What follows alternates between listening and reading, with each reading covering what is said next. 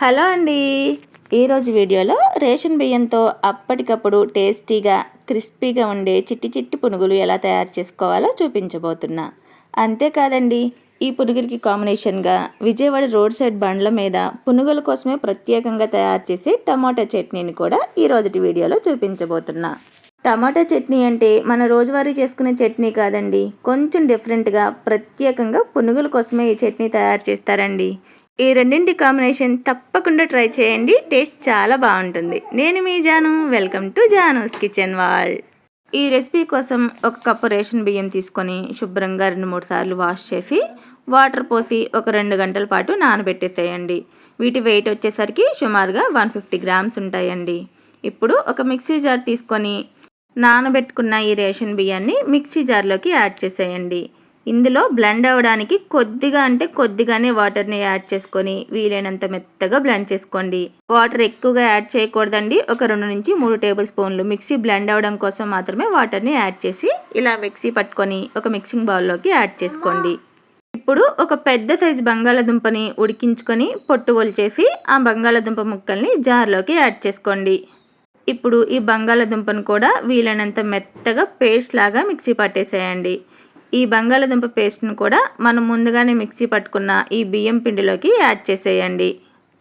ఇక్కడ మీకు కొలతగా చెప్పాలంటే బియ్యం ఎంత క్వాంటిటీలో తీసుకుంటామో అంతే క్వాంటిటీలో బంగాళాదుంపలను కూడా యాడ్ చేసుకోండి. ఈ బియ్యం పిండిలో బంగాళాదుంప పేస్ట్ అనేది కలిసేలాగా ఈ విధంగా చేత్తో బాగా కలిపేసుకోండి. ఇలా కలిపేసుకున్న తర్వాత ఇప్పుడు దీంట్లోకి టేస్ట్కి తగినట్లుగా ఉప్పు, ఒక 1/2 స్పూన్ వరకు బేకింగ్ సోడాని యాడ్ చేసుకోండి. ఇందులో మనం బంగాళాదుంప యాడ్ చేసాం కాబట్టి పునుగులు అనేది సాఫ్ట్గానే వస్తాయండి. ఇంకొంచెం పొంగుతూ రావడం కోసం ఇక్కడ నేను బేకింగ్ సోడా యాడ్ చేసుకున్నా. మీకు ఇష్టం లేదు అంటే బేకింగ్ సోడాని స్కిప్ చేసైనా కూడా ఈ పునుగులు అనేది చేసుకోవచ్చు. ఇప్పుడు ఈ పిండిని ఒక 5 నిమిషాల పాటు వీడియో క్లిప్లో చూపిస్తున్నట్లుగా ఈ విధంగా ట్యాప్ చేస్తూ కలుపుకోవాలి. ఇలా పిండిని కలుపుకోవడం వల్ల పిండి అనేది తేలికపడి పిండిలో ఎయిర్ బబుల్స్ ఫామ్ అయ్యి మనకి పునుగులు అనేది గుల్లగా వస్తాయండి.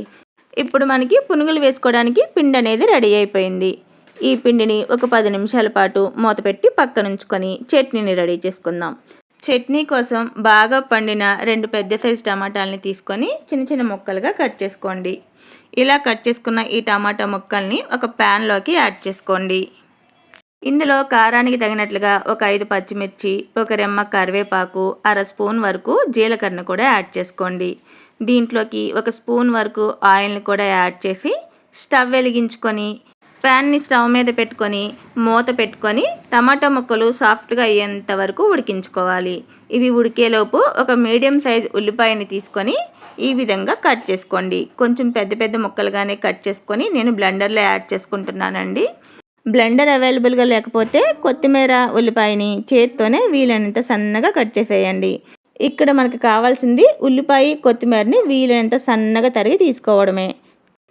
చూసారా, ఈ విధంగా మీకు ఎంత సన్నగా వీలైతే అంత సన్నగా ఈ కొత్తిమీర, ఉల్లిపాయలని తరిగి తీసుకోండి. ఈలోపు మనకి టమాటా ముక్కలు కూడా చక్కగా ఉడికిపోయి ఉంటాయి చూడండి. ఇలా ఉడికిన తర్వాత ఇప్పుడు స్టవ్ ఆఫ్ చేసుకొని ఈ టమాటాని పూర్తిగా చల్లారనివ్వండి.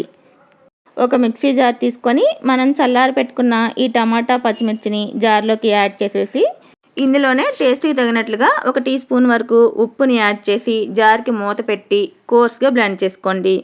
చూసారా, ఈ విధంగా కొంచెం కోర్స్గా బ్లెండ్ చేసుకొని ఇప్పుడు ఈ చట్నీని ఒక మిక్సింగ్ బౌల్లోకి యాడ్ చేసుకోండి. ఇందులో మనం సన్నగా తరిగి పెట్టుకున్న ఈ కొత్తిమీర, ఉల్లిపాయలని కూడా యాడ్ చేసి చేత్తో ఈ ఉల్లిపాయల ఘాటు, కొత్తిమీర ఫ్లేవరు ఈ చట్నీలోకి దిగేలాగా ఈ విధంగా నలుపుకుంటూ కలపండి. ఇలా చట్నీలోనే ఆనియన్స్ని యాడ్ చేయడం వల్ల మనకి చట్నీ టేస్ట్ బాగుంటుంది. అలాగే పునుగుల్లోకి సైడ్ డిష్గా ఆనియన్స్ పెట్టుకోవాల్సిన అవసరం కూడా లేదండి. ఇలా మిక్స్ చేసిన తర్వాత ఈ ఫ్లేవర్స్ని బ్యాలెన్స్ చేయడం కోసం ఒక 1/2 స్పూన్ వరకు పంచదారని యాడ్ చేయండి. ఇందులో పంచదార అనేది ఎక్కువగా వేసుకోకూడదండి. చిన్న స్పూన్ అయితే 1, పెద్ద స్పూన్ అయితే 1/2 స్పూన్ వేసుకుంటే సరిపోతుంది. స్వీట్నెస్ తెలిసేంత వేసుకోకుండా టేస్ట్లు బ్యాలెన్స్ అవ్వడానికి కొంచెం పంచదారని యాడ్ చేసుకోండి. ఇందులోనే మనకి కన్సిస్టెన్సీకి తగినట్లుగా కొద్దిగా వాటర్ని యాడ్ చేసుకొని చట్నీని పల్చన చేసుకోండి. ఈ చట్నీలో టేస్ట్ని కూడా ఒకసారి చెక్ చేసి అవసరమైతే ఉప్పుని యాడ్ చేసుకోండి. ఇక్కడ నాకు ఉప్పు తగ్గిందండి, కొంచెం ఉప్పుని యాడ్ చేసి మిక్స్ చేసుకుంటున్నా. దీనికి ఇంకా తాలింపు పెట్టాల్సిన అవసరం లేదండి. పునుగులకి ఈ చట్నీ బెస్ట్ కాంబినేషన్ అండి. ఇడ్లీ, దోశ ఇలాంటి వాటికి సెట్ అవ్వదు కానీ ఓన్లీ పునుగుల కోసమే ఈ చట్నీ చేస్తారంటే నమ్మండి, టేస్ట్ మాత్రం చాలా బాగుంటుంది. తప్పకుండా ట్రై చేయండి. చట్నీ రెడీ అయిపోయింది కదా. ఇప్పుడు ఈ చట్నీని పక్కన పెట్టేసుకొని పునుగుల పిండిని చూద్దాం. ఈ చట్నీ చేసుకునే టైంలో మనకి పిండి కూడా చక్కగా సెట్ అయిపోయి ఉంటుంది. పిండి కన్సిస్టెన్సీని చూపిస్తున్నాను చూడండి. మనకి పునుగులు వేసుకోవడానికి వీలుగా పిండి కన్సిస్టెన్సీ అనేది ఈ విధంగా ఉండాలి. చూసారా, వీడియో క్లిప్లో చూపిస్తున్నాను. పిండిని ఈ కన్సిస్టెన్సీలో కలుపుకోవాలి. ఇలా కలుపుకున్న ఈ పిండిని మరుగుతున్న ఆయిల్లో చిన్న చిన్న పునుగుల్లాగా ఈ విధంగా డ్రాప్ చేసుకోండి. మనం పునుగులు వేసుకునేటప్పుడు ఆయిల్ అనేది బాగా హీట్గా ఉండాలి.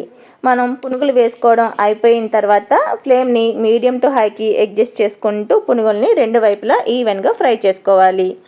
మనం పునుగులు వేసేటప్పుడు గుర్తుంచుకోవాల్సింది, పునుగుల్ని ఒకదాని మీద ఒకటి వేసేయకుండా కొంచెం ఖాళీగానే ఒకదాని పక్కన ఒకటి వేసుకోండి. మనకి ప్యాన్కి ఫుల్గా వేయకుండా కొంచెం గ్యాప్ వచ్చేలాగానే ఈ విధంగా పునుగుల్ని వేసుకోండి.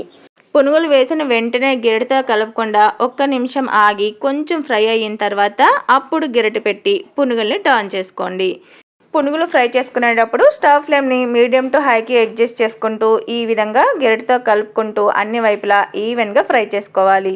పునుగులు బాగా ఫ్రై అయిన తర్వాత ఇప్పుడు ఒక స్ట్రైనర్ సహాయంతో ఈ పునుగుల్ని ఆయిల్ నుంచి సపరేట్ చేసుకొని మిగిలిన పిండిని కూడా ఇదే విధంగా పునుగుల్లాగా ఫ్రై చేసుకోవడమేనండి. ఈ వీడియోలో చూపించిన ఈ చిన్న చిన్న టిప్స్ని ఫాలో అవుతూ కనుక మీరు ఈ రెసిపీని ట్రై చేశారంటే ఫెయిల్ అవుతుంది అన్న మాటే లేకుండా పునుగులు పర్ఫెక్ట్గా కుదురుతాయి. దీనికి కాంబినేషన్గా నేను చూపించిన ఈ చట్నీ బెస్ట్ కాంబినేషన్ అండి. చాలా అంటే చాలా బాగుంటుంది. తప్పకుండా ట్రై చేయండి. మీరు కనుక ఈ రెసిపీని ట్రై చేసినట్లయితే ఎలా వచ్చిందో నాకు కామెంట్ చేయడం మర్చిపోకండి. రెసిపీ నచ్చితే ఒక చిన్న లైక్ ఇచ్చి అదే చేత్తో హైప్ కూడా చేసేయండి. ఇలాంటి మరిన్ని రెసిపీస్ కోసం జానూస్ కిచెన్ వాళ్ళ ఛానల్ని సబ్స్క్రైబ్ చేసుకోండి. Thank you for watching.